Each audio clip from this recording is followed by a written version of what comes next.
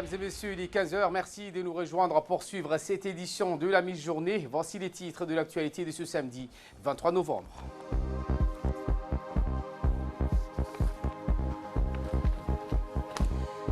Djibouti, le pied dans l'eau ce matin après 2 jours de précipitations. Et dans l'actualité internationale, grand enjeu de la campagne électorale lors du Brexit. Voilà pour les titres, merci. Si vous nous rejoignez sur Télé Djibouti, la pluie continue de tomber dans la capitale et les zones périphériques, si bien donc vers 2 h du matin que la pluie a commencé à tomber, encore frappée d'une façon générale. Il ne pleut pas souvent dans le pays. Quand il pleut, la pluie tombe le plus souvent sous forme d'averses violentes. Eh bien, selon le service météorologique, cette averse continuera jusqu'à dans les prochains jours. Les grandes artères de la capitale sont presque inondées et l'oued d'Ambouli est en crue. La vigilance de mise également. Le ministre de l'Intérieur a mis en service donc un numéro le 15-16 afin que la population puisse donc demander assistance directement en envoyant leur adresse et une équipe viendra porter secours.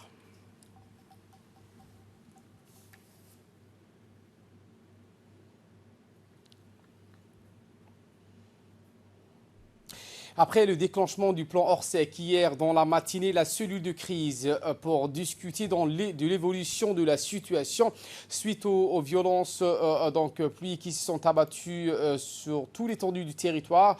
Une délégation conduite par le ministre de l'Intérieur a effectué une tournée dans les différents quartiers et axes principaux de la capitale.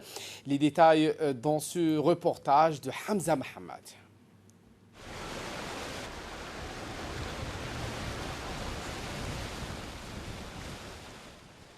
L'Intérieur, Moumine Ahmad Cher a fait une tournée de rétrospection pour voir de vue la situation qu'a subie notre capitale après les fortes précipitations. En effet, le ministre, accompagné d'une forte délégation, dont le ministre de la Communication chargé des postes et des télécommunications, se sont rendus successivement dans les quartiers d'Anguilla, l'avenue 13, la place Mahmoud Harbi. La place Mahmoud Harbi est devenue un lac. Les deux ministres ont constaté de visu la situation sur cette place, habituellement très fréquentée et animée avec les va-et-vient des piétons. Et c'est aussi un terminus et un point de bus et autobus qui desservent les quartiers de la capitale et la commune de Balbala.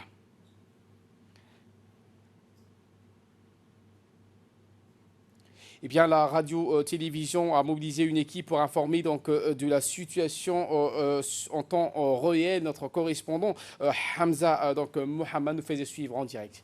A déclenché hier très tôt vers 8 h le plan Orsec mis en place par le président de la République Ismaël Omar Guelleh. Actuellement, on se trouve à la préfecture de Djibouti.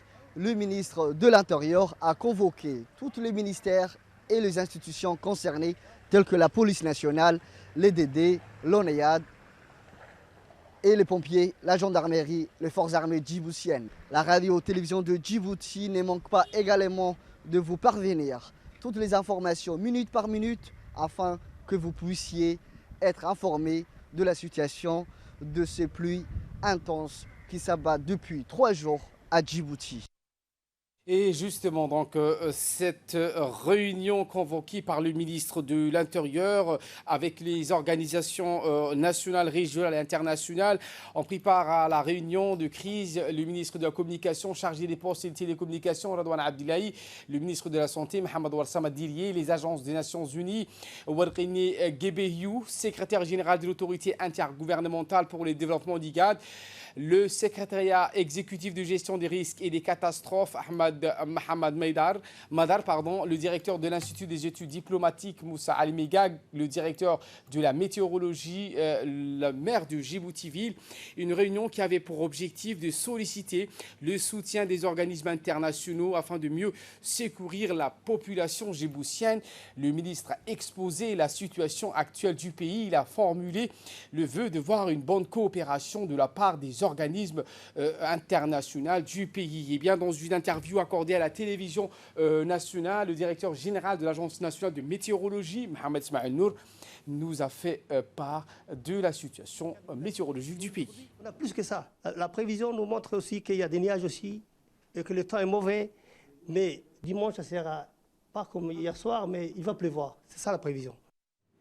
En ce qui concerne les sinistrés qui ont été touchés par les fortes précipitations, ils ont été logés et nourris dans les centres de développement communautaire, les écoles. Ces sinistrés donc, ont remercié les autorités du pays qui ont répondu rapidement à leur appel de détresse. En ce sens, des kits de produits de première nécessité, des couvertures ont été octroyées à ces sinistrés de fortes précipitations qui sont abattues ces derniers 48 heures. En effet, le complexe Arayan, situé devant le quartier Al-Hiba, sert donc d'abri pour les personnes qui ont été donc pris par les pluies.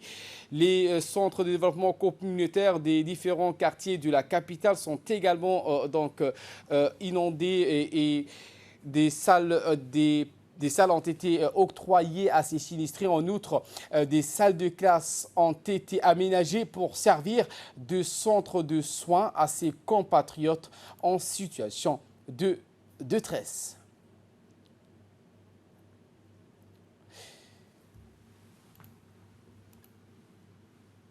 Eh bien, justement, il est porté donc à la connaissance de nos concitoyens que dans le cadre du plan d'urgence Orsec déclenché par le ministre de l'Intérieur en raison des fortes précipitations, un numéro gratuit, le 1516, est à la disposition de la population pour le signalement des urgences et des situations de détresse. Hamza Mahmoud était sur place. De mieux coordonner les activités, un numéro vert a été mis en place. C'est le 1516. C'est la police nationale qui s'occupe de ces opérations.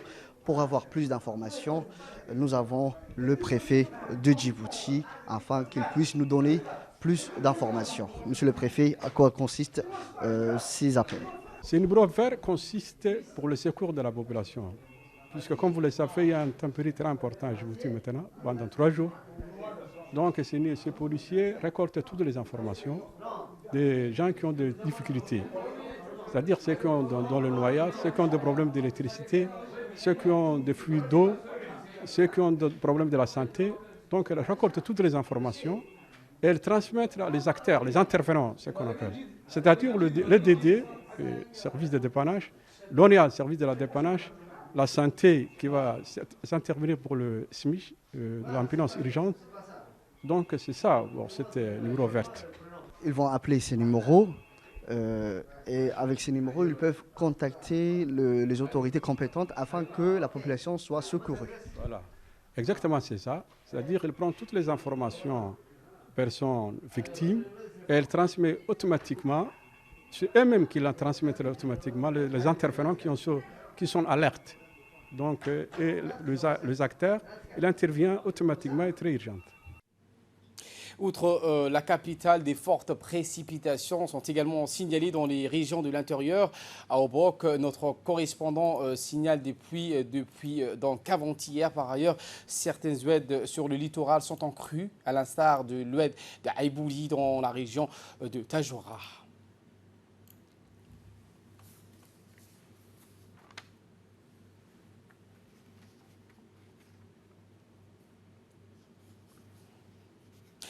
Autre actualité de ce 15h, le centre de secours et d'action humanitaire King Salman a inauguré ce week-end 14 puits pour fournir de l'eau potable à la République de Djibouti pour un coût total de 11 812 000 réals, en présence du ministre de l'Agriculture et des Ressources hydrauliques, Mohamed Ahmed Awale, et une délégation de l'ambassade d'Arabie Saoudite. Après donc, cette cérémonie de remise des puits, le ministre a salué le rôle joué par le Royaume d'Arabie Saoudite, représenté par le Centre de soutien et la sécurisation de l'eau potable dans de nombreuses régions de son pays. Les bénéficiaires ont également exprimé leurs remerciements et leur gratitude aux gardiens de Dieu lui est saint, le roi Salman Ben Abdelaziz Al Saoud et son Altesse royale, le prince héritier, pour ce projet vital qui contribuera à atténuer la souffrance des populations en matière d'approvisionnement en eau potable. À Paris, cette fois, où le ministre de la Culture et des Biens Waqf s'est entretenu avec la ministre de la Culture de l'Angola pour revoir donc la coopération culturelle entre les deux pays. Les deux ministres se sont félicités des bonnes relations existantes entre les deux pays. Le ministre de la Culture et des Biens Waqf, Momen Hassan Barré, a remercié le chef de l'État de l'Angola pour la réception chaleureuse et son soutien à la République de Djibouti pour sa candidature à l'élection au sein du Conseil des sécurités.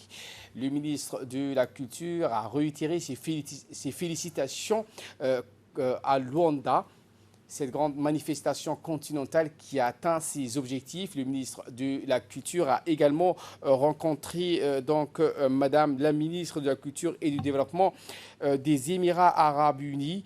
Eh bien, les échanges ont été axés sur les biens culturels.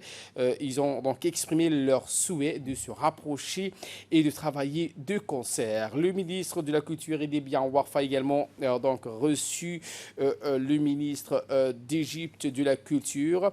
Eh bien, les deux hommes se sont réjouis des échanges culturels et ont souhaité de renforcer la coopération dans des domaines comme la formation artistique, le patrimoine, les musées et les arts numériques. Le commandant des gardes-côtes djiboutiens, le colonel Ouaïch Omar Boghori, accompagné du lieutenant Khadra Abdelahi Hassan du département juridique et du premier responsable, Ismaël Youssouf Hessi, premier conseiller à notre ambassade au Japon, a présidé une cérémonie de lancement des travaux d'un patrouilleur de 19 mètres de long des gardes-côtes djiboutiens organisé en chantier naval du constructeur Yamachi Shipyard.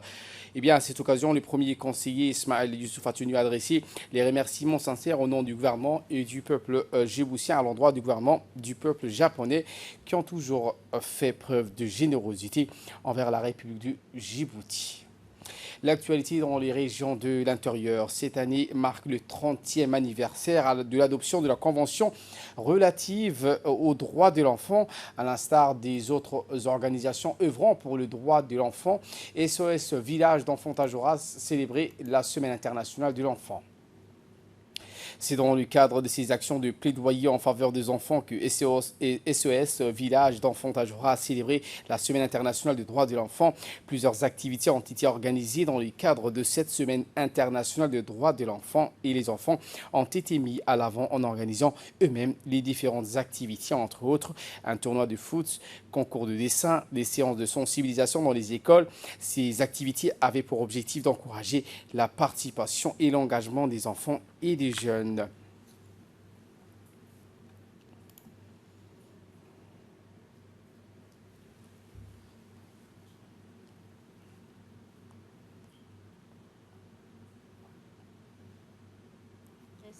Chaque année, cette journée, afin de nous rappeler et de rappeler au reste de la population l'importance qu'elle a, parce qu'elle nous rappelle les différents droits des enfants que nous avons l'habitude d'oublier. C'est un moment de se le rappeler entre nous et d'apprendre et d'enseigner aux enfants aussi qu'ils ont des droits, qu'ils peuvent le réclamer à tout moment.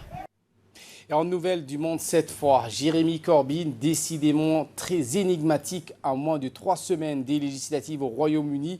Le chef du parti travailliste ne prend toujours pas position clairement, mais il promet de renégocier un accord de Brexit avec les Européens et de le soumettre aux Britanniques par référendum. Le Premier ministre sortant, Boris Johnson, se veut lui très déterminé. Il assure que si son parti conservateur l'emporte le 12 décembre, la sortie de l'UE se fera avant la fin janvier. Une promesse renouvelée devant un public qui ne semblait pas très convaincu. En cas de Brexit, la première ministre écossaise Nicola Sturgeon promet quant à elle un référendum sur l'indépendance de l'Écosse. La libérale démocrate Swinson est elle aussi partisane du maintien de l'UE, mais pour l'heure, ce sont les conservateurs qui mènent dans les sondages. L'Australie impuissante face aux incendies. Le sud de l'Australie est toujours en proie à des violents feux de bûches, notamment dans la région d'Adélaïde, où un habitant a filmé les flammes arrivant aux abords de sa propriété. Depuis septembre, des centaines de maisons ont été détruites par ce feu et un épais nuage toxique a enveloppé les villes dans Sydney, suscitant l'inquiétude de la population. Face à la mauvaise qualité de l'air, certains prennent leurs précautions. Le bilan humain à ce stade est de 6 morts. Plus d'1 million d'hectares de végétation est également parti en fumée. Voilà pour l'essentiel de ce 15h essentiellement consacré aux fortes précipitations. Merci à vous de nous avoir suivis et très bon suivi des programmes sur Télé Djibouti.